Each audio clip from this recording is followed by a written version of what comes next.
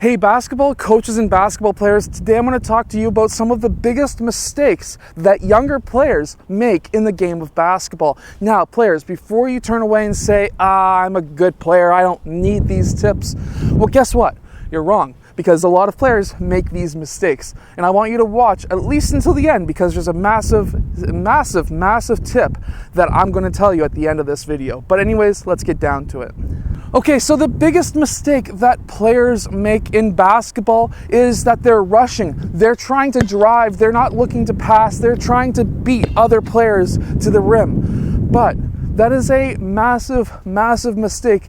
You need to really slow down and concentrate on your teammates and concentrate on what your defender is doing. You don't want to just go up and cross over and beat them off the dribble. Of course, that looks fantastic in highlights, and there's times for that in game.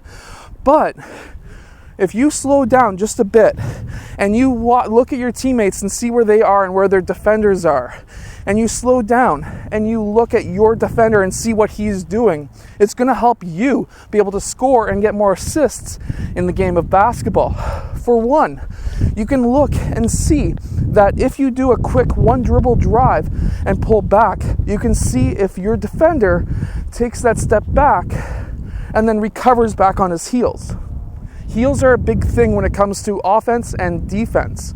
If your defender comes back and he's on his heels, that means that you're going to be able to cross him very easily because he's not going to be able to recover. As a defender, you're going to be a lot faster if you're staying on your toes and not on your heels. You're much slower if you're on your heels. And that's one of the reasons why you want to slow down on offense, so that when you come down on offense, you can say, okay, I'm going to try and do a quick dribble drive, see if he comes down on his heels. And if he does, take him. Number two is help defense. How much of a help defender is that guy over there? If I'm here and he's playing my man tight over there, that means I'm going to be able to drive very easily and he's not going to be able to recover as fast, in which case I'm going to have an open basket, especially if my defender is slower than me. But in retrospect, again, if that guy is playing a ton of help defense, if I'm at the point and he's way down in the block, I can take a 1 or 2 dribble drive towards this left side. He's going to be coming up to play help defense on me and to try and take a charge. I can kick it out to that wing, and we just got ourselves an open 3-point shot. So that's why you want to kind of slow down just a bit when you get into the half court, so that you can get those passes. It is super cold today, but if you go too slow, that's also another hindrance on your offense. Let me explain to you. So when I was down in Florida very recently and we were playing some pickup games, and there was a lot of players who were on my team we were playing pickup with, and they were really slow when it came on offense, or came to offense. It's getting cold outside.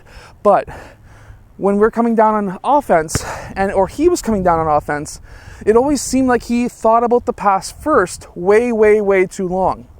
So if you see a pass happening, and you don't want to be holding onto the ball for more than 3 or 4 seconds on offense anyways, but he was coming down and he was taking 3-4 seconds just to say, oh, look at that man cutting, he'd pick up the ball and he'd be about to pass, but I'd be already out in that wing and I'm covered.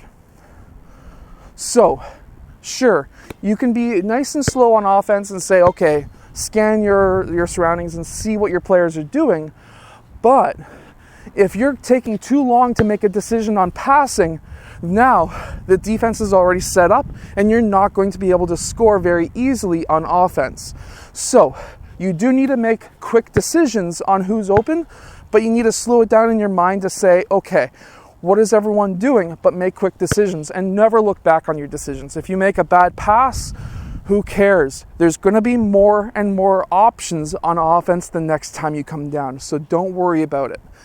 You have to find that sweet spot in between playing slow and fast, and that takes time. Now, another big mistake that players do is not to dribble with their fingertips. They tend to dribble with their whole hand or their palm.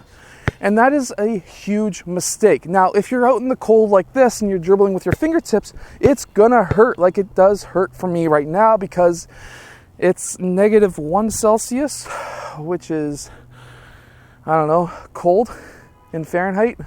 And so it's gonna hurt if you're out in the cold, but if you're out in the warm weather or in the warm gym and you've already like warmed up your hands, dribbling with your fingertips is gonna help you control the ball a lot more. And that's gonna help you be able to pick it up quick and pass. It's also gonna help you control the ball a lot more. If you're dribbling with your palm, you're not gonna be able to do too much, but if you're dribbling with your fingertips, you can start controlling the ball a lot more. Now, this last tip and this last very important tip is to never go on your heels.